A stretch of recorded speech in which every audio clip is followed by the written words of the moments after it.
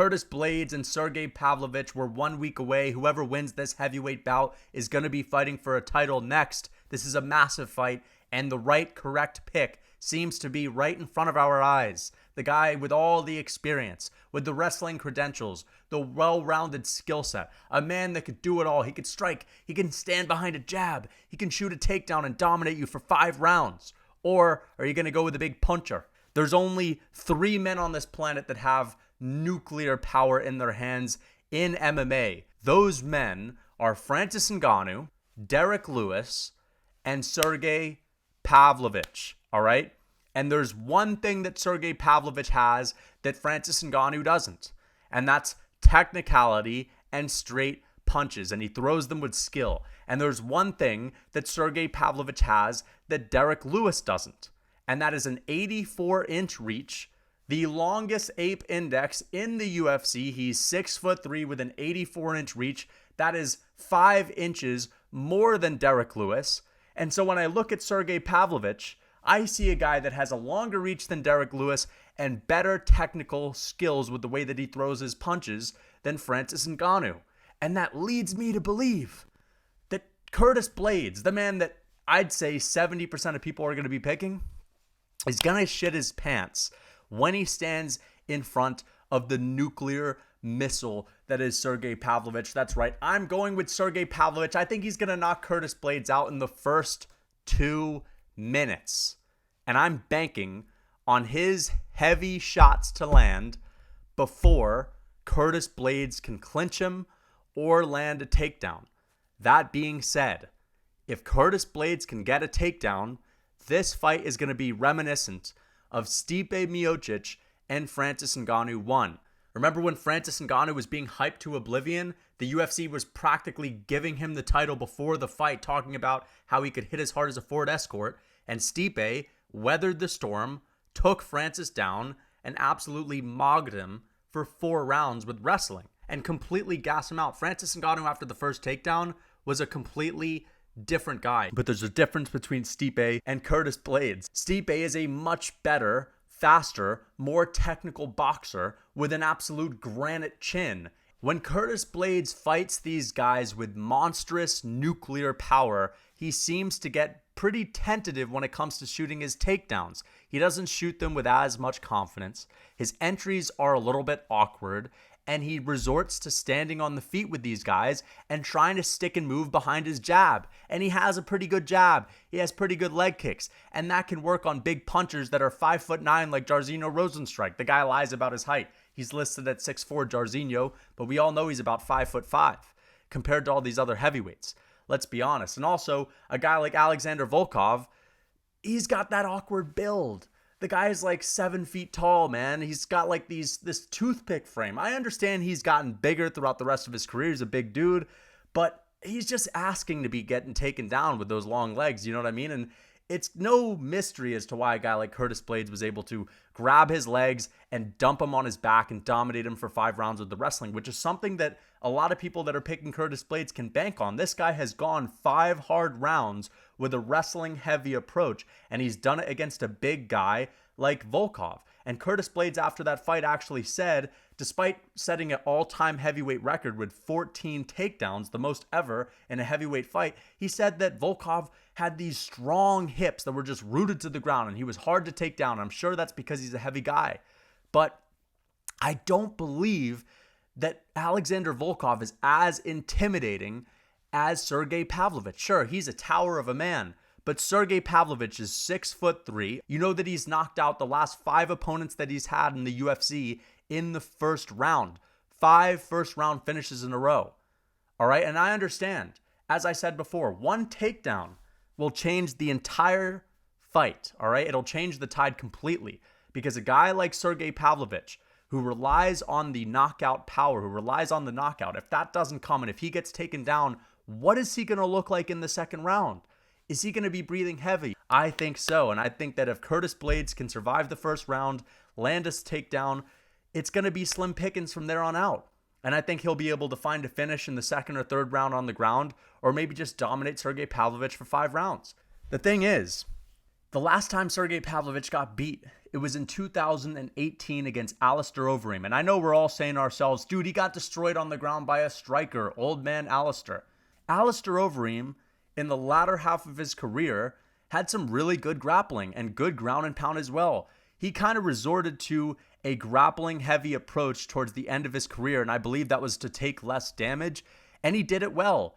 And if you're going up against a big puncher in Sergei Pavlovich, and it's his first ever UFC fight, he's got the UFC jitters, everyone expects Alistair Overeem to go out there and strike with you. You're the new puncher on the block, you're facing Alistair Overeem, it's going to be a kickboxing battle. Wrong. The good game plan that a veteran should have is to mix it up and take this man down.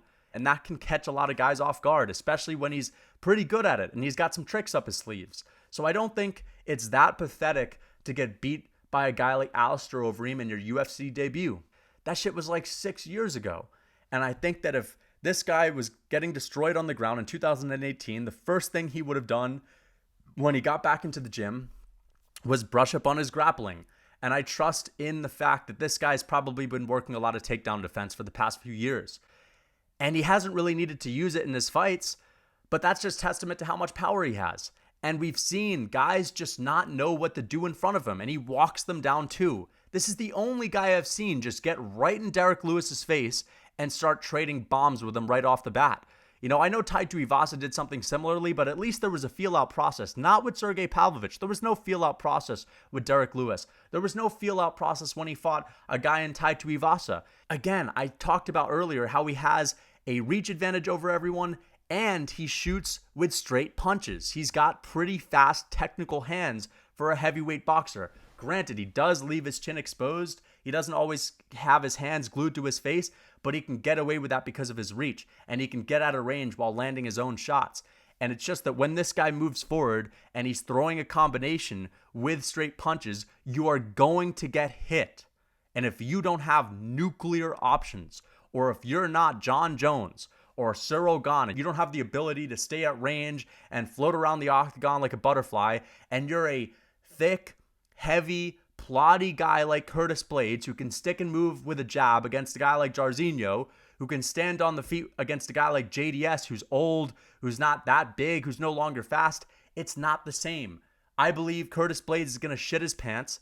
He's going to be afraid to shoot a takedown. He's going to have a bad entry, and he's going to get caught. And he's going to get caught off the top of his head like Francis Ngannou caught him in their their second fight in China. And he's going to fall down like the Leaning Tower of Pisa, bro. We're going to see this man fall, and we're going to see this man get knocked out in the first few minutes. I really believe that. I am banking on the punch to come before the takedown. Normally, I would say things like Robert Whittaker, Alex Pereira. Whittaker's such a skilled wrestler. He's not going to get knocked out in the first couple of minutes, but it's different when we're talking about heavyweights, especially when we're talking about a guy that has power reminiscent to Francis Ngannou. That the heavyweight wrestlers that are a little bit slower to the shot are going to get caught, and I don't think he can survive getting caught by Sergei Pavlovich.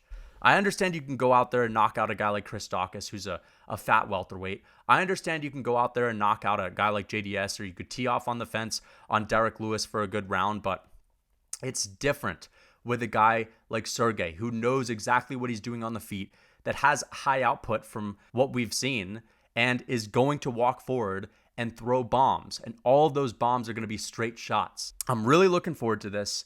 I would not be surprised if Curtis Blaydes would win this fight. The way that he can win this is by just doing everything in his power to clinch against Sergei Pavlovich. And it's really that easy to break down. Is he going to be able to clinch? Is he going to be able to get a hold of him? Or is he going to get caught in the process? Is he going to catch a big straight down the pipe while he's trying to grab the leg or the body of Sergei Pavlovich? That's kind of how I see the fight. If Curtis Blaydes can land a takedown early, he's going to take the wind out of the sails of Sergei Pavlovich, and the fight's going to be pretty much over. It's going to be a wrap from there. I do not think Sergei Pavlovich is going to have significantly good cardio in order to fight the same way in the second round or the third round. And that's why I think that if, a takedown comes in the first, then you already know who's going to win the fight. I really think it's that simple. Some heavyweight matchups are this easy to break down. And I'm going with the first 2-minute KO. I picked Sergei to knock out Tai Tuivasa in the first few minutes of their last fight. I didn't think that he was going to knock out Derek Lewis like that, but I thought he was going to finish him at some point.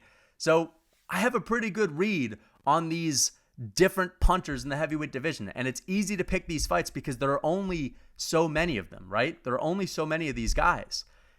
There's only 3 if you really think about it. And Derek Lewis is a low output, frozen one, Tyron Woodley kind of puncher. You know, he really doesn't let his hands go that often. When he does and he lands, he knocks guys the fuck out, but he's not the same.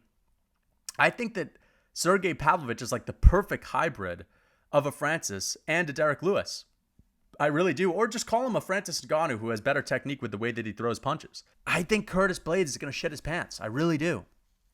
He's going to poop his pants once he gets in there and sees Sergei Pavlovich coming at him, throwing bombs. He's going to lunge at his legs and he's going to catch a shot off the top of the dome and it's going to scathe by his head. And you're going to see him lean over like the Tower of Pisa. And Sergei Pavlovich is going to catch him on the way down. That's what I think is going to happen. And that's going to be a statement because everyone on this planet will be saying John Jones and Sergei Pavlovich need to fight next. And if it goes the other way around, if I'm wrong and there's a good, I would say, normally I hate to say 55%, 45%. I don't like to sit on the fences. I don't like to beat around the bush. Usually I have a really strong pick. But this time it really is like 60% Sergei Pavlovich and 40% Curtis Blaydes, or 55% Pavlovich and 45% Curtis Blaydes. So, and let's just take a look at Curtis Blaydes' resume really quickly. And again, this is an excellent resume, all right? The Aspinall fight, we're not going to count that. That was a complete freak injury from Tom Aspinall. But before that, knocking out the fat welterweight Chris Daukaus. It is what it is, all right? We're not going to get too carried away with that win. Congratulations, you knocked out a kid that is basically 170 pounds, just got some extra fat on him, been eating too much. Jairzinho Rozenstruik, good performance from Curtis Blaydes, was able to stick and move with the jab, land good leg kicks, land takedowns in the first, second, and third round. And he did get rocked a bit in that fight, so he took some big shots. But again, Jairzinho is just not the same puncher as Sergei Pavlovich. He's just simply not. You know what I mean? He does not move forward with the same kind of tenacity as Pavlovich. He doesn't have the same reach. He doesn't have the same power that just catches people off guard. They cannot take it. They have to go down when they get hit by it.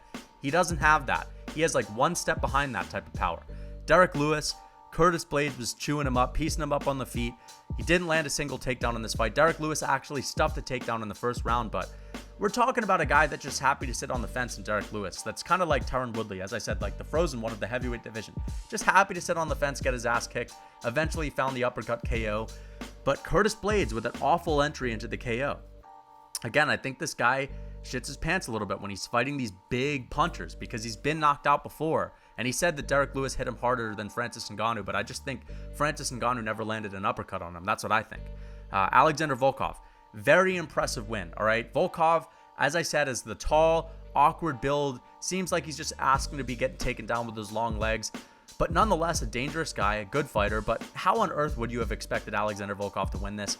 He hits hard. He's got some decent power, but nothing crazy. Nothing that's going to feel like you've never felt it before if you're a heavyweight fighter. And it's easy to get on the inside. He's not that fast. He's not that explosive, Alexander Volkov. So I'm impressed by Blaydes' ability to wrestle hard for 5 rounds. Look at that, 14 takedowns. And Volkov took him down once, which is actually really interesting. But Curtis Blaydes has proven that he has some really good cardio, especially with his wrestling. He knocked out JDS. That was also impressive. But again, JDS at the end of his career, we cannot compare this guy to Sergei Pavlovich. A TKO on the ground against Shamil Abdurakhimov.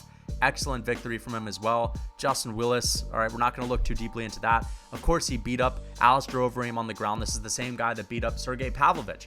And this was in the same year that Alistair Overeem beat up Pavlovich. And I actually think this was what motivated Alistair Overeem to go after and try to take down a lot of guys towards the end of his career, getting finished by Curtis Blaydes. But overall, amazing resume. He's only lost to Francis Ngannou and Derek Lewis, right? He lost to Francis, and that was a doctor stoppage back in the day. He had his eye swelled shut, and then he got knocked out in the first round in China against Francis, and that was in 2018 as well. Derek Lewis, that was in 2021, so he's won 2 fights since then, had a little bit of a fluky appearance against Tom Aspinall. I can't count that as a win. That'd just be a cheap way to count a win for him, but on paper, you're looking at a guy that has only lost to 2 enormous punchers. We can't even say he's only lost to the best of the best. Francis Ngannou is the best of the best, but like, we're not talking about like technical maestros. We're not talking about guys like John Jones, Stipe Miocic. We're talking about nuclear punchers. And as I said, Sergei Pavlovich has the nuclear punch power in his hands, mixed in with the reach, mixed in with insane speed, and on top of that, he throws straight punches. They're technical. He has a boxing background. He's a way better boxer than Francis, a way better boxer than Derek Lewis, than Jairzinho Rozenstruik, than Alexander Volkov. Like, he's just perfect for this matchup, and I think he's going to get it done. I think he's going to knock this man out in the first 2 minutes. That's what we're going to see. So I just wanted to show you this guy's resume, and again, like, he's not beat a guy like this. Yeah, what do you guys think of this matchup? I'm sure a lot of you guys are going to be picking Curtis Blaydes to take this man down and just gas him out, drain him, and then finish him in the 3rd or 4th round, or maybe the 2nd round with some ground and pound. We'll see. Will it be a Francis Ngannou-Stipe type part 1 situation? I don't know. As I said, I think that Stipe Miocic is a better boxer. I think he's craftier. I think he's got a better chin. Curtis Blaydes doesn't have a crazy good chin. He gets rocked. He was getting rocked here and there by Jairzinho. I think he's going to get knocked out cold, man. I really do. And I can't wait because I really love Sergei Pavlovich. And if he can go out there and knock out a good wrestler in Curtis Blaydes, this guy could just be champion material. So we're going to see how it goes. If Curtis Blaydes can knock out Sergei Pavlovich, I'll be absolutely shocked. I'll tell you that much. I'll be shocked. And I'm kind of worried about that because he does have power in his hands. But Sergei's still fresh in his career. He hasn't taken a lot of damage. He's going to get it done. I hope you guys enjoyed the video. Until next time.